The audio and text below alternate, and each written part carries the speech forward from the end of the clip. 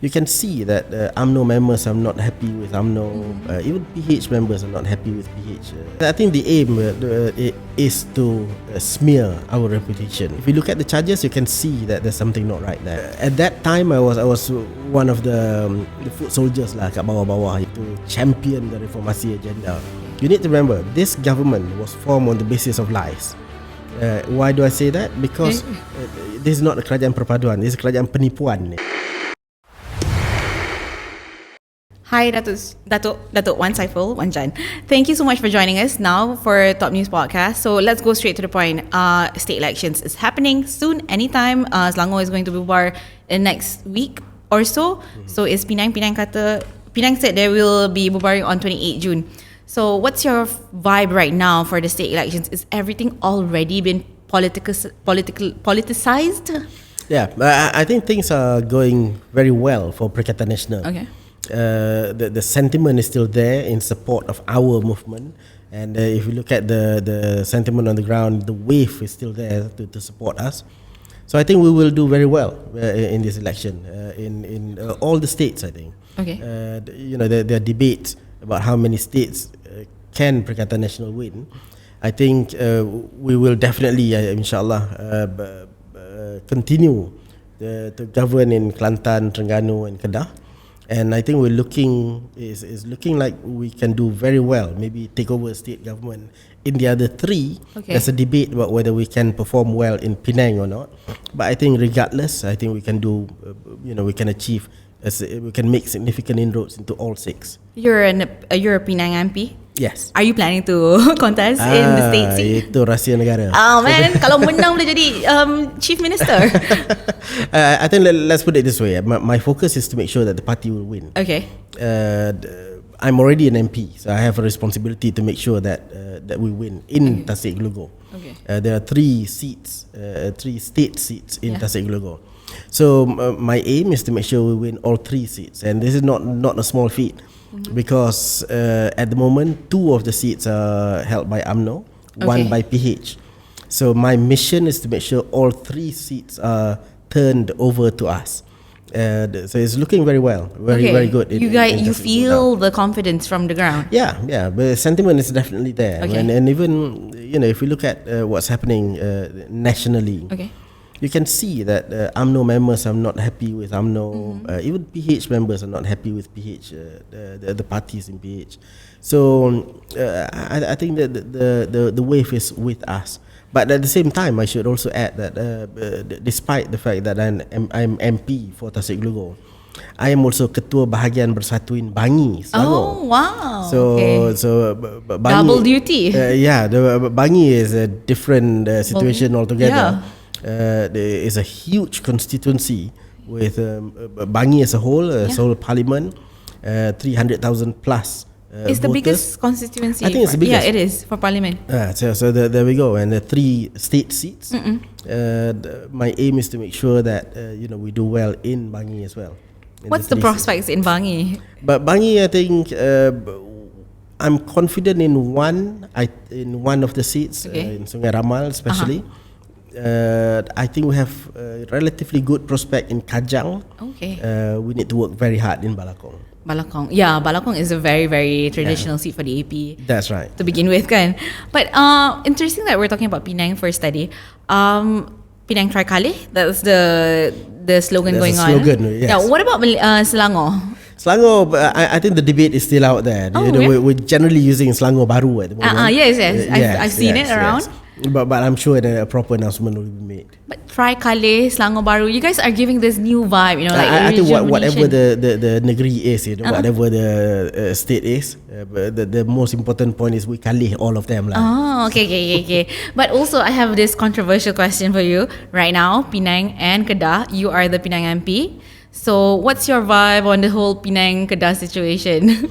Yeah, I think what the MB of Kedah, you mean the claim that Kedah has on Penang. The lease and the claim, the whole situation. I think both sides has academic literature supporting them. Okay. So I really wish we can discuss it in a more harmonious way.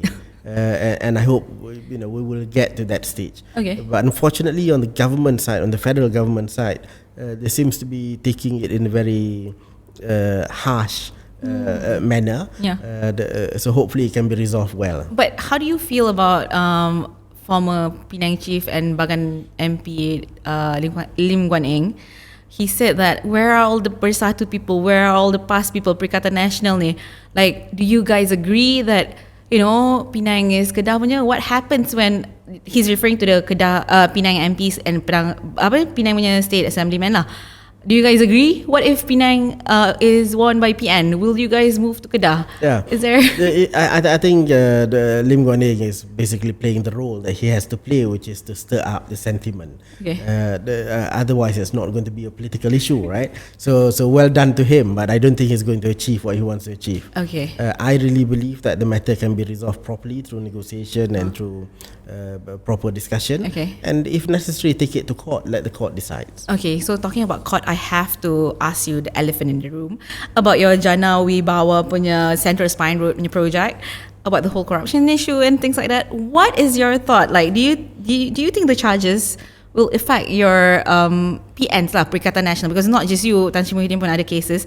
Affect Perikatan Nasional punya election campaign. Yeah, I think the aim is to smear our reputation. Okay. You look at the charges. The charges, I was brought to court first. Yeah. And then after that, Tan Sri Muhyiddin. Yes. And then after that, another person was charged in court, but the name of Datuk Sri Hamzah Zainuddin was mentioned as well. Yeah. For no reason at all. So, in my specific situation, if you look at the charges, I was charged with receiving bribe. Yes. Last year, in order to help a company get a project last year. Now, you put aside all the sentiments. Even I got confused, because when in the world did I go and meet Ismail Sabri, a Prime Minister from UMNO, to get a project during the period when I was Ketua Penerangan Bersatu? I don't even know Ismail Sabri. I've never really spoken to him. Well, I know who he is, but not personally. Yeah, not to on a the personal extent basis. that you can negotiate about projects, taking bribes and all that. Okay. So, but the charge was brought against me, and I think the purpose is to smear my reputation. They know that I'm one of the more vocal ones. Mm-hmm. They know that I've been fighting for reform and improvement in our institutions for quite some time. Yeah. And by doing that, of course, it will have an impact on how people perceive me and Perikatan Nasional overall. I think the impact, there must be some small impact at the very least. Yes. But I don't think it's going to be big enough to overturn the upcoming election results. Okay. So because the wave is much stronger, and people know that I don't know, whether I can say this publicly or not, but I'm going to say it anyway. Okay. If you look at the charges, you can see that there's something not right there. Okay. So let's see what happens. Let's allow the court to decide. Okay. All right. You're gonna have another round of sessions at court end of this month, right? That's right, 27th. 27th, ni kan. Okay. So let's see then. Next question. On the day you were charged, though, you went to Parliament and you announced your resignation from the position of Info Chief. And I really applaud that, because when you said that, you said dengan suka hati saya. Like, that was like a really cool statement lah kan. People don't want to resign from positions even if they're charged with things. We both know this. Yeah, I see positions and responsibilities as a burden on your shoulder. Okay. It needs to be carried out to the best possible level that you can. But it is still a burden that you have to shoulder. Yeah. So having to let go of that position is not something detrimental to what I want to do anyway. I think I'm one of those people who believe that you can do what you want to do even without official positions. So the role of Ketua Penerangan, Information Chief, is an appointed position. Okay. So I think I should let it go, because by holding on to that position, it would have kept me as a senior officer in the party, and I think the case will mean that I become a burden to the party. To the party, okay. And I must distinguish this from Tan Sri Muhyiddin's situation. Okay. His yes, position please. I was about to ask you about that. the Tan Sri Muhyiddin's position is very different from mine. I was an appointed officer, but I retain my position as a Supreme Council member, which is an elected position. As a president of the party, Tan Sri Muhyiddin was also elected. So the elected position, I think, remains. Okay. We clear our name in the court, of course, and once we have done that, I think whatever position that the party wants to give me, I think I will take it up again. But resigning is not really a big problem for me. Okay. And to be honest with you, it was a relief as well, because it's a day after being charged in court that I resigned. Yes. It's one day after. I did it in the morning, the day after. And I thought, oh, wow, okay, that's a big relief. That's one thing gone. Okay. So, not a very big problem for me. All right. Okay. So, just now we were talking about reforms, and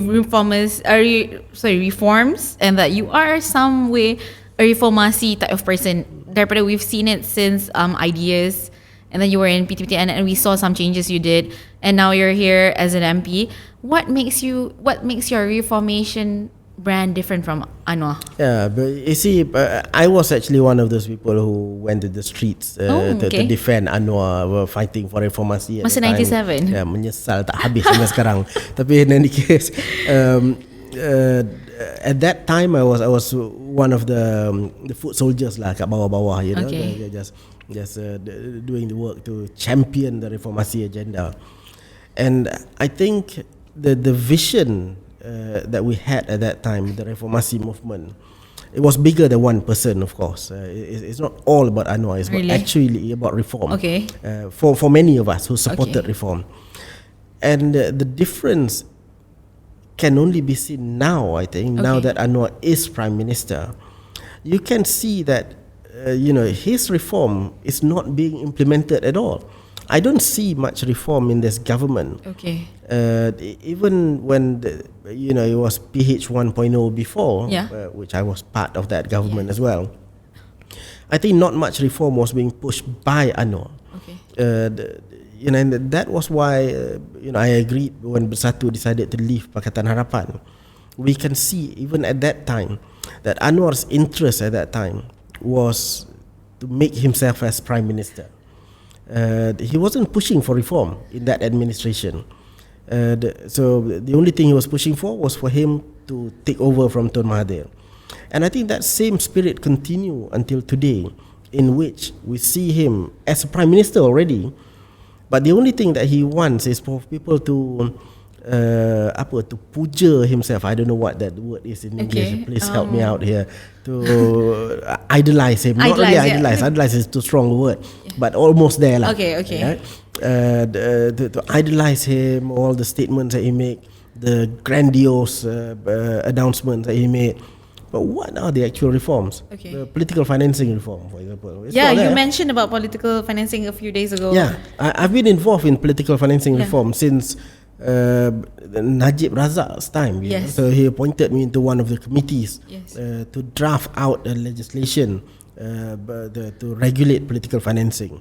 Then Tun Mahathir appointed me again to the Electoral Reform Committee, continued by Tan Sri Muhyiddin, same into the Electoral Reform Committee as well. We produced a draft, we produced a huge report. There's already a draft act that's in somebody's drawer in government. All Anwar has to do is just to bring it to Parliament. Okay. This you is think what, he's too busy? Trying to juggle two different ministries, But surely he can talk to himself and agree between himself and himself. Sounds familiar. Right? Sounds familiar. Yeah. So political financing reform is not there. Look at what other reforms. What are the serious reforms that he has done? For me, equal citizenship rights. Mm-hmm. But that's all I can remember right now. Not started by him though. That was started by a previous administration. Yes. So I don't see anything significant that he has brought forward. Okay. Talk about the economy. Among the first things that he tried to do when he took over as Prime Minister was to withdraw Malaysia from the CPTPP agreement. Oh yes. That was not brought up to the public, but internally many senior officers were telling us that ADNOR had that agenda in mind. Now that would mean dismantling a huge reform in the economy that has been signed on by the previous administration. So if you really look at it, I can't see anything that ADNOR has done. That's the main difference. Okay. During Tan Sri Muhyiddin's time, even during Tun Mahathir's time, there was a focus on helping people. There was a focus on changing things, making things better in the country. Institutional reform actually took place during that period. Now is 6 months, more than 6 months already? Nothing. Okay. Announcements, so many announcements. Yeah, so many. And most of that announcements were evidence that he broke his promises. He made an announcement that he's not a prime minister like others. He will not go state to state announcing new projects and all that. He did exactly that in the Jamuan Hari Raya. He said he's not going to spend lavishly. He did exactly that again in the Jamuan Raya. So so many broken promises. Okay. All right. Okay, but we also want to talk about the funding for state assemblymen. Opposition states. Yes. Fundings for Opposition opposition states. MPs. So you don't have government funding, right? Yeah. How are you taking care of your people in Tasek Gelugor? Yeah, but by not spending, I'm quite lucky. I'm quite lucky, I guess. Because there are many people willing to help. Okay. The culture that we have built in Perikatan Nasional is such that the main parties between Bersatu, between PAS, between Gerakan, we use the manpower that we have within the party system to help people. If you look at PAS's culture, for example, that has been there like forever. So it's nothing new for us not to have the allocation. But it's certainly not helpful. Office rental, for example, staff costs, and you have until today people who need help from us, like simple things like wheelchairs, diapers for adults, even. Apa lagi? So many other various different types lah. When people pass away, we need to assist them with funeral costs and all that. So I'm lucky because being in Perikatan Nasional, the party machinery is able to assist. So that's one way of helping, but that's not the sustainable way. And you see, talking about this funding for opposition MPs, funding for MPs generally, this is another broken promise by ADNOR. He was the one who was shouting so loudly that opposition MPs should be given equal funding. Okay. And now he's prime minister. He's a liar. Well, he keeps saying that you guys don't ask for it. No, but what am I doing now? Okay. What he wants is for people to go and beg from him. This is what I meant by him idolizing himself. Okay. Wanting people to idolize himself. He wants people to go and beg and stoop down to show that he is above everybody else. And this is a side of ADNOR that we did not see when we were championing reformasi before. Okay. Before that, all the humility, being humble and all that was there. Suddenly becomes prime minister. I don't know where the humility has gone. 25 years. Yeah, maybe it got above him, all these positions and all that. I don't wanna look on the past, but I really want to ask you, because I was there when it happened. Langkah Kajang, the Kajang move, and then we'll talk about Sheraton. The Kajang move too. When it happened, right? How do you feel like the whole tactic of wanting to remove Tan Sri Khalid, arwah Tan Sri Khalid semua? How was it for you? Well, it's a strategy perfected by ADNOR, right? It's not just Kajang, Port Dickson as well. Oh yes, Port Dickson. After that, so it's something that he is very well known for doing. But strictly speaking, from Westminster democracy point of view, there's nothing illegal. It's not illegal. Yes, it's not correct. illegal. It's not illegal. It might be unethical. Yes, but it's not illegal. Yes. And to be honest, I'm fine with it. Okay. When people step down as a political strategy, then somebody else takes over. So maybe that's the right strategy to do. Okay. So I'm not too bothered by that. Okay, all right. So, since we're talking about Kajang, let's talk about Selangor. What's happening in Selangor? Because I know you guys are super, super confident in winning the state right now. So, what's the plan? I think, as I said at the beginning, it's looking really good for us in all the 6 states. Okay. In Selangor in particular, the prospect is very, very good. Okay. In one of the ceramah before, it was already announced that at the very least we have a good prospect of winning about 33 seats. 33 seats, which means we can form the next state government. And this is because the wave of support that we have is being maintained. At the same time, UMNO members and PKR members and DAP members are seeing how hypocritical their top leaders are. Just imagine UMNO members, decades decades of being told by the party leaders that they should not work with DAP, for example, and suddenly, simply because the top party leader wants to save himself, it's suddenly okay to work with DAP. They're best friends now. Same with DAP. Decades of the party leaders saying that they should not trust UMNO. UMNO is a bunch of thieves and all that. Suddenly it's all okay now, and nobody is saying anything about how 1MDB is not being discussed. It's interesting, right? Like that's quite and unfortunately that's Malaysian politics, which is why I'm really disappointed. Nobody is talking about the possible wrongdoings in the LCS scandal, for example. But Sadiq raised it. But it's rejected in Parliament. The motion was rejected, so it cannot be introduced in Parliament. So it's really sad looking at how the UMNO supporters as well as the PH supporters have to tolerate one another after decades of being told that they are enemies.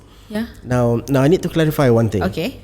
When I talk about DAP, many people say that this is an attempt to turn the conversation into a racial conversation, which I'm not. I'm trying to turn it into an ideological debate, which is something beyond race and religion. It's important to factor in race and religion in any conversation that we have, but when we come to ideology, for example, DAP has very different ideological basis than what Malaysia was set up with. So if you remember, back in the 1940s, 1950s, I wasn't there myself, but reading from history, we know that Malaysia was built as a country that champions freedom, champions liberty, champions a market economy. So basically, this is a center-right country. That's what Tunku Abdul Rahman was fighting for. But DAP is a center-left party. And I don't think Malaysia was built with the intention of making us a leftist country. This is simply not what we're set up to do. And that's also why I don't like or I'm inviting people to oppose DAP. Not on the basis of race and religion. You can go and harp on it, on and on if you want. But if you want to move forward towards ideological debate, your opposition towards DAP should be stronger, not less. Because we're talking about changing Malaysia's trajectory towards a completely different direction. What do you think? Like being an absolute left, but don't you think PKR and Amanah and even UMNO, MCA, MIC can equalize the situation? No, PKR and Amanah, the whole PH coalition is now a centre-left coalition. So PKR, Amanah, DAP, they sit in Muda, I think, is still struggling to find where they belong in the political spectrum. In fact, many new parties. I'm not belittling Muda at all. What I'm saying is, new parties usually same like Bersatu. We still need to define what we believe in. So PH is a party, a coalition that sits on the centre left, which is why I really cannot believe how UMNO Barisan Nasional can embrace them. This is all being done out of the desire to hold on to power. PN, on the other hand, I think we're quite firm on the centre right of the political equation. We are more conservative in our outlook. We subscribe to the market economy. So we are more in line with what Tunku Abdul Rahman envisioned us to be in 1957. Since we're talking about this, right, where does Tun Dr. Mahathir come into play when we're talking about PN and PH, and he's still there? And you guys, the Malay Proclamation and Tun Dr. Mahathir lah in general, where do they come into play? Yeah, we need to make sure that there's unity in the country. And when I talk about unity, and the purpose is about stability.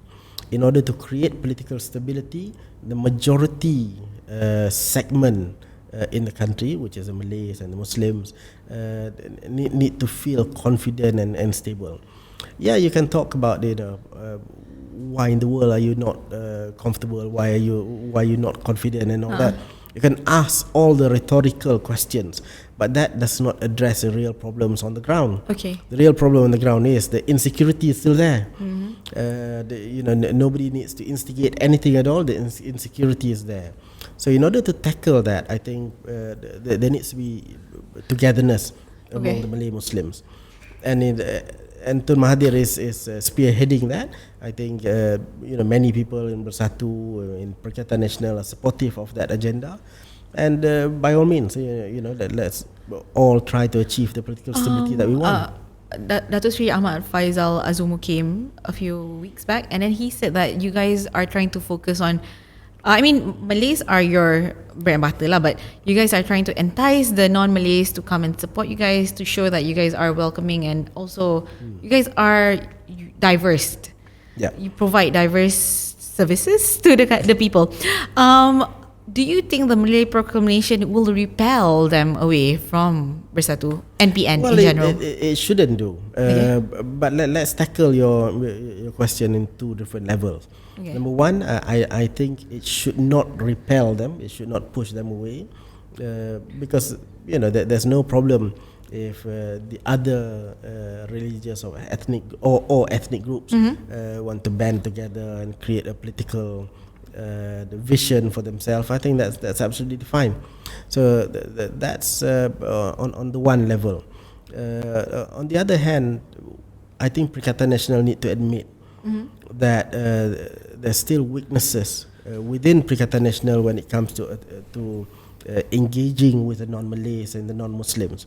That is a weakness that we need to tackle, and we need to tackle that very quickly. I think all the political parties know, all the political parties within Perikatan Nasional are very well aware of this weakness, which is why Gerakan is working very hard to win over the non-Malays. Yeah, how is that going? Well, Gerakan suffered a heavy defeat before, and they've been trying to rise up to the challenges that they face. So we need to give them time. At the same time, Bersatu is trying to strengthen our associate wing as well. Okay. PAS already has Dewan Himpunan Penyokong PAS. So we are serious about engaging with the non-Malays. Okay. There's a weakness that we know we must tackle, and we are trying to tackle it. Are you looking at, because PAS, the non-Muslims in PAS are just, it's like a club. It's a club, supportive club kind. What about Bersatu? Are you guys like discussing about opening it up? Well, the associate wing is there. Is another wing just like we have the youth wing, the women's wing, the Sri Kandi Muda wing. So the associate wing, Sayap Bersekutu, is there. But it doesn't have like official member rights or something like that. I remember. Well, it's just been set up. They haven't had their first proper convention yet. Oh, okay. So let's allow them some time to come together and to really strengthen themselves. Okay, like to be honest, like you came from PKR and it was a From PAS. Oh, so from PAS. You weren't in PKR? Oh my god, I'm so sorry. Like, why did you leave PAS and join PKR instead? This is something new to me. You should be more surprised that I came from PAS. Okay, yeah, I am. So I was involved in PAS since 1990, I think. Wow. And- I was born in 1990. Oh my god, I'm sorry. Yeah, we know your age now. So I got involved in 1990 when I was still in school. Oh, okay. And Wow, then- this is very yeah. Pas punya. So, I went to boarding school in KL, Okay. Sekolah Alam Shah. okay. And there was this Badan Agama Sekolah Yes, Alam Shah. yes. We have our study circle Usrah lah. Okay. At school, and that's how I got to know PAS. Wow. So after SPM, I went to the UK to study. I got more involved in PAS over there. And I stayed in the UK for quite some time. I stayed in the UK for about 18 years. Wow. And throughout that period, I was always a member of PAS. So, but in 2018, it just happens that there's no more seats available in PAS. So I thought, let's try Bersatu. And it turns out it's quite a good chemistry, I think, between Bersatu and myself, and what I believe in. So that's how I'm in Bersatu. Wow, this is actually very new to me. I didn't know this, but what was the factor? I mean, that means you were in PAS masa PAS was working with DAP. Yes, during that's right, yeah. Perikatan Rakyat, Pakatan Rakyat, Pakatan yes. Rakyat, Yes. during Pakatan Rakyat. So how was that actually? I wanted to ask you about Yes. because at the UMNO Assembly, Zahid spoke about the whole relationship. Kenapa PAS dengan DAP boleh, kenapa UMNO dengan DAP tak boleh, kind of situation. It was an uncomfortable period for me at that time. Okay. In the same way that it was also a bit uncomfortable for me when PAS decided to get closer to UMNO before PRU 14. So it was but I didn't leave PAS at that time. I only left in 2018. Okay. But you raised a very important point. Why is it okay for other parties to work with DAP and not UMNO? The thing is, people learn from mistakes, right? So UMNO is making a mistake now. PAS worked with DAP and left. Bersatu worked with DAP and left. Yeah. Now UMNO is saying, let's allow them to make a mistake while being in government. That's a silly claim to make by UMNO leadership. Okay. And I think even UMNO members know that it's a silly decision. It's a wrong decision. It's not in the DNA of UMNO members. So my call to UMNO members is, you might stay in your party. There's no problem with that. But if you want to show your protest towards this political partnership that you disagree with, it's time to vote for Perikatan Nasional. Okay. Yeah, that's interesting because a few weeks back, Khairi Jamaluddin said that 50% of UMNO members will be supporting for Perikatan Nasional. And also a few days ago, Rahim Tambici spoke about come join us to UMNO members now. So I was wondering are the doors open for UMNO members? The doors are very much open. And to be honest, let me clarify one thing as well. I won in Tasek Gelugor with a majority of more than 12,000 votes. Yes. That's the biggest in the history of Tasek Gelugor. Okay. Previously, UMNO won by just 81 votes. 81. So even during time of Tan Sri Muhammad Nur Yaakob pun, Yes. it was smaller than that. But I'm not saying that it was because of me that we got the 12,000 plus majority. It was the wave. It was a wave, and it was help from UMNO members. Okay. It was help from, I think, even PH members. It was help from the younger generation as well, the new voters. So I'm very sure that part of the support that I got was from UMNO members, because they did not believe that Zahid. There was a crisis in leadership at that time. Yeah, Kan? they did not believe in Zahid's statements at that time, and I think that sentiment is still there And now. it turns out to be true. Yeah, it turns out to be true. I was among the first people who said that I heard, because I heard from very reliable sources, that Zahid and Anwar had conversations way before the election. If you check the press records, I'm sure that you will find I was among one of the earliest people who disclosed the fact that there was a conversation between the two. But it's a heavy price to pay lah. So. Okay, since we're talking about Penang kan, previously we had a former Bertama Adun Assemblyman Khalid Mehtab, and he said he's very confident that they can win at least 15 seats, and then you just need another 6 to get simple majority. Is it possible? Yes, the 15 seats are definitely possible. It Okay. includes all the 3 in my constituency. Okay, all right. The 15 seats, I think we can do very well. I think we have a very big chance of winning all 15. And getting another 6 is not impossible.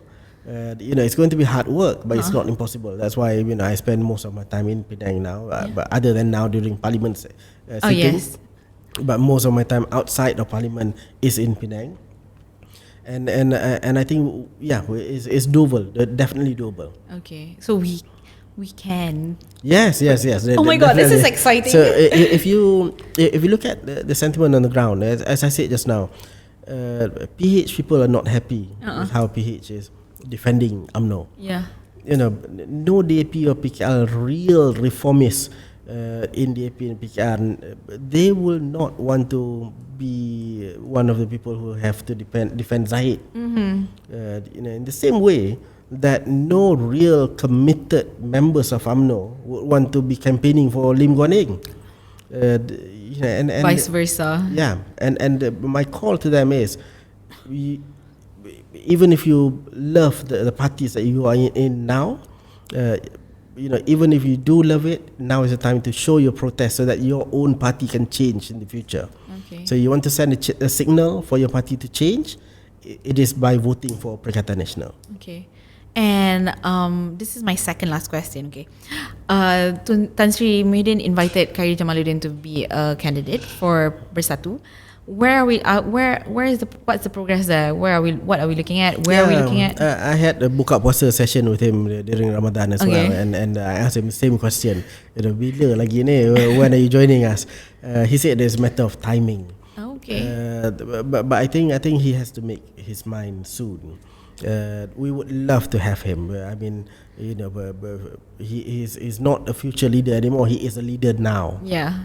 He has leadership capabilities. He has proven himself as a good minister, I think. So the time for him to join is now, because once a party decides about the seats and about the candidates, then there might be challenges in ushering him in. Yeah. What about his podcast partner Shahril Hamdan? Yeah, very good friend. I like both of them. Okay. I know Shahril better than I know KJ. Not like we don't go out for teh tarik together. Okay. All that. But I know Shahril better. Okay. I think these are future leaders of the country. They have real leadership potential, and a party like Bersatu especially must do our best to attract potentials. We have many people who come from years and years and years of political struggle. Yeah. And the purpose of that is to build the party for the future. Okay. It is our responsibility to attract them and to shed off some of the bad habits. Not some, to shed off all the bad habits, that we have acquired over the period that many of us have been in politics. And these new people can bring in the new culture. Okay. All right. But they did mention about possibly, I think it was a joke, but they did mention about set up a new party. Yeah. What do you think about that? Yeah, it was very challenging to set up a new party. Yeah. Even Tun Mahathir did not succeed in setting up a new party. And I think there's no real need to do it, the reality is we have a bit too many parties at the moment. And the Westminster system is actually built for a two-way system, two-party system. If you have more than if you have too many parties, then you're bound to create coalitions. Then what's the point? You might as well join the party you're going to form a coalition with anyway. Yeah. Okay, so before we end, you are a policy kind of guy, right? you were in ideas, and then you're political funding semua. So I just want to ask, if PN wins for the state elections, right, what would be the outcome in terms of policy making for the states? Well, we have to wait for the official manifestos to be released to get a real picture. I have submitted my ideas to the party leadership for the state manifestos. But I think among the things we must champion in Perikatan Nasional is to make sure that the economy stays as an open economy. We must continue to subscribe and to the market system. We must encourage competition in the marketplace. We must allow choice for consumers, and we must have stronger institutions as well. Okay, all right. Okay, so last kali, I know just now I said it was last question, but this is a super last question.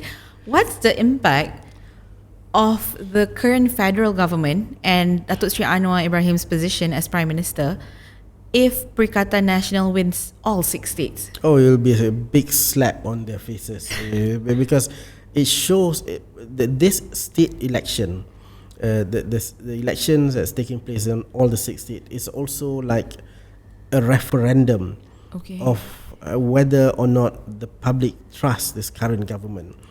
Which is why I think Anwar is trying his best to make sure that he has a good chance to win. It's not looking very good for him at the moment.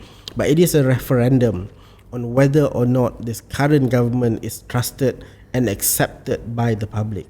You need to remember, this government was formed on the basis of lies. Why do I say that? Because this is not a kerajaan perpaduan, this is kerajaan penipuan. Because they were built on the promise that we will never work together. So Anwar said never work with Zahid. Zahid said never work with Anwar. At the end, kissing and sleeping together. Jadi this is a government formed on the basis of lies. The very foundation of it is lying to the public. So let's see whether the public will take this. How the public will take this. I think they will reject this current government, and it's a referendum on them. Referendum, to the kerajaan penipuan. Yes. All right. This has been a great conversation. I hope to see you soon again, Nanti, because it's going to be a super exciting few months ahead, right? So thank you so much, Datuk Wan. Thank you Saiful, for Thank joining you us. All right. Okay. Thank you guys for listening to Sinar Daily's Top News Podcast. Don't forget to follow all our social media platforms. Datuk, you follow Sinar Daily? Yes, of course. Sinar Daily MY. Sinar Daily My on all platforms: Facebook, Instagram, YouTube, Twitter, and LinkedIn. See you guys in the next episode.